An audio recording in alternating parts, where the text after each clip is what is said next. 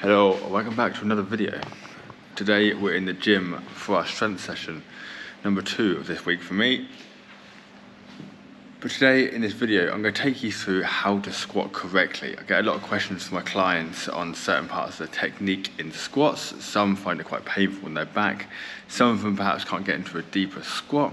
So I'm going to take you through a few principles that you can take into the gym with you and hopefully make you a stronger athlete, not only in the gym, but on the bike as well, because you squat. So, right, let's get to it. Also, hang around to the end, because at the end of this video, when I finish my squat session, I'm gonna run through the rep ranges for squatting or any strength exercise, so you get an idea of what you're going to achieve by doing certain rep ranges at certain percentages.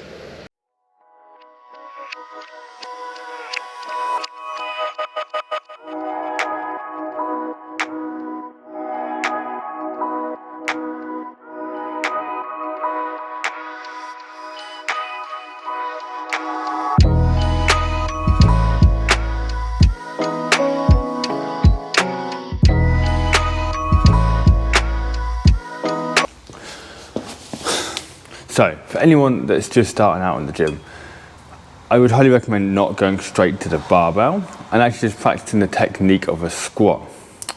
Ideally, we want to get into a pretty deep squat. We want to get ourselves sort of below parallel, at least where our hips are below our knees, and ideally as deep as we can go. Now, you may not be able to do this with a barbell immediately. So, a good way to practice this before you go super heavy with the bar is to grab a kettlebell.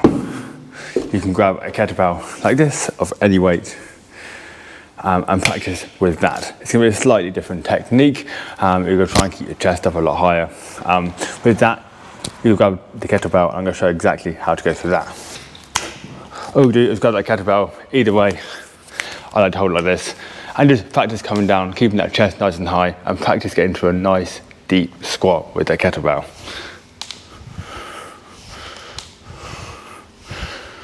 Do several reps of that. If you're fairly happy with the kettlebell, obviously try out a few different weights with this, build up slowly. After that, you can progress to the bar. However, there is a little technique I'm going to show you if you do not have that depth.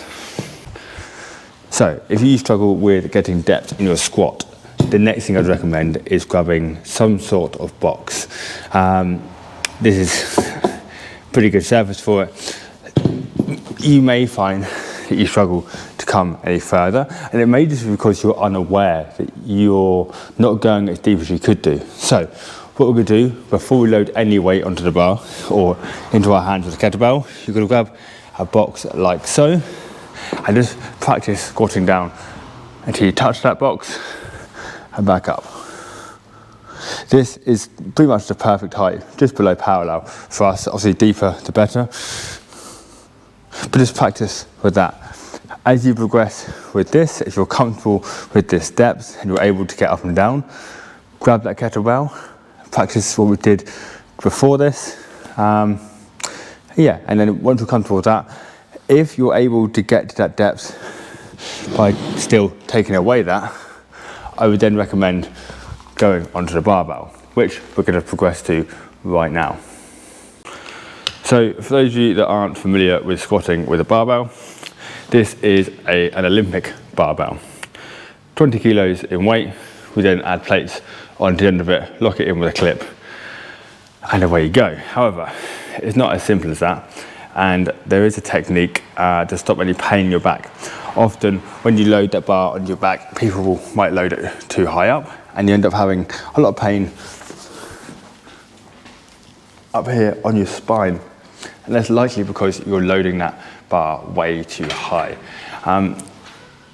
The squat may seem like it's a lower body exercise, which it is predominantly. However, we are using our upper body as a stabilizer.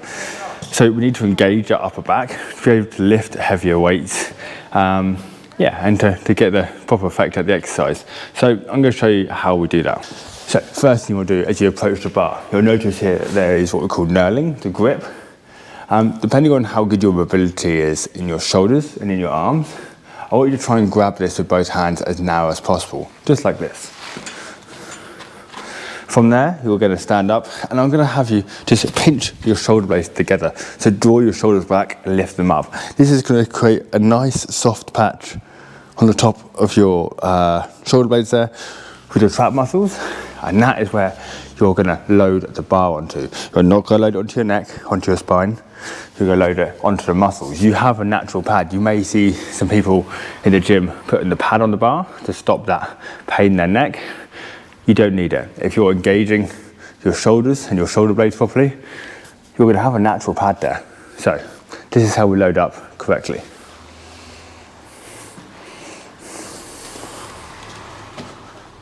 Once you've got that on there, we're then just going to lift the bar up and step out. Practice that same depth as before, getting as low as you can and up. Another thing you may see people do online when squatting is stepping out of the rig facing forward, and this is a safety point which you should never really do that. I'm going to give you an example of what not to do, what you may see around, and I'm going to show you what you should be doing. So what you may see people doing, this is usually because it's more aesthetic for Instagram reels and for videos, is stepping out of the rig. Now this may seem fine, however, when you're under fatigue and you've done your set, you're going to be extremely tired. Getting that bar back into the rig is going to be very challenging. That wasn't too difficult for me then because I was fresh. But when I've done maybe a set of 10 reps, pretty heavy, and my max perhaps, that's going to be extremely difficult to get that back onto the rig. So always step out of the rig like I did in the previous clip. So another safety point with squatting, and any exercise really when you're using the barbell, apart from bench press, but that's another video, is loading clips on. These clips are going to stop the weight from moving. You may find that you're a bit unsteady when you're squatting, and any movement side to side with imbalance is going to cause these plates to move down the bar, and if they end up coming off, or if one is just uneven on one side compared to the other, it's going to really put you off, and you may find that you fail the rep and it can cause injury. So it is always best to put clips on there. It can be a good stability training exercise for balance to not put them on there, so you can try and keep the bar nice and flat and level, but I would always recommend putting clips on. Now, you've mastered the technique. You can get the full depth. You're safely loading that bar onto your back. The next step is to get stronger, to use this exercise to put on some strength and some size. There's only one way you do that, and that's with something called progressive overload. So, the principle of progressive overload is to start with a lighter weight, and as you increase during your sets, during your session, and then subsequently throughout weeks and months, you're then going to try and load on more weight. Today I'm doing sets of 12 reps on the squat. This is sort of hypertrophy, so trying to build muscle. I'm aiming for between 40 and 60% of my 1 rep max today. Not too heavy, but lots of reps, so it's still going to be tricky.